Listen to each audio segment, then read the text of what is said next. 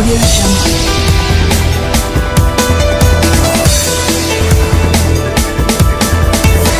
Audio Jungle.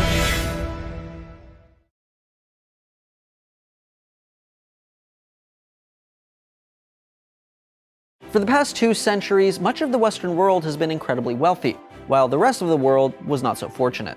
However, there was an incredible economic reversal around the 1970s and 80s, where so-called third world economies began to grow faster than many of their first world counterparts.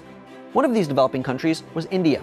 The country's GDP has increased roughly 6-fold since 1990, and today is growing by more than 7% per year, considerably higher than the global average of 2.6%. According to a 2017 study, India will hold as much as 15% of the global wealth in the year 2050, surpassing both the United States and the European Union.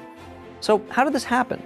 Well, economic growth is primarily fueled by 2 factors: how many workers a country has and how much these workers produce. India has an incredibly large pool of working-age people. Out of the country's population of more than 1.2 billion, roughly 65% are under the age of 35. There are also a ton of jobs, due in large part to globalization. Many multinational companies have not only outsourced labor and manufacturing to India, but also marketing, managerial, and customer service jobs. This saves companies money in labor costs and keeps the entire manufacturing process in sync. Outsourcing is a huge contributor to India's growing economy, but there are other factors at play. One is what economists call catch-up growth. This is when poorer countries like India adopt technologies that have already been developed by richer countries, effectively catching up to them. This could be anything from high-speed rail to automated machinery to the internet. For instance, the Indian government recently launched an initiative to provide broadband internet and mobile network services to hundreds of thousands of Indian villages.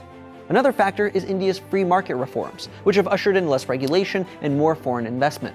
The country has benefited from the global slump in oil prices, as it imports 2/3 of its oil. Some politicians, notably President Donald Trump, have pointed to the rapid growth of India and other developing economies as a sign that the US is lagging behind. But the comparison isn't so cut and dry. According to experts, poorer economies tend to grow faster than wealthier economies. Essentially, when money enters a small pool of wealth, the growth will be much more dramatic than if the same amount of money was in a larger pool. The US economy is currently growing at about 2%, and experts say growing at a rate any higher than 5% would be virtually impossible. In fact, the country hasn't grown at that rate since the 1980s, when it was recovering from a recession. There are also fundamental differences in the way the US and India regulate their economies.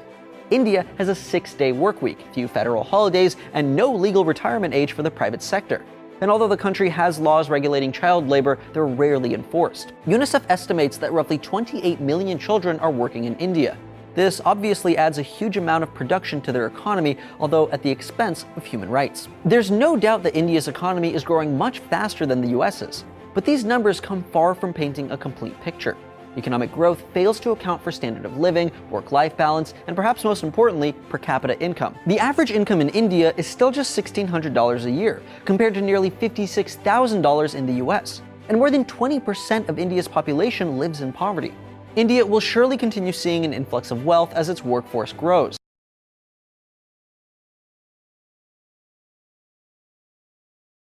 Subscribe to our channel by clicking the subscribe button. Click the bell button and enjoy the latest uploads from our channel.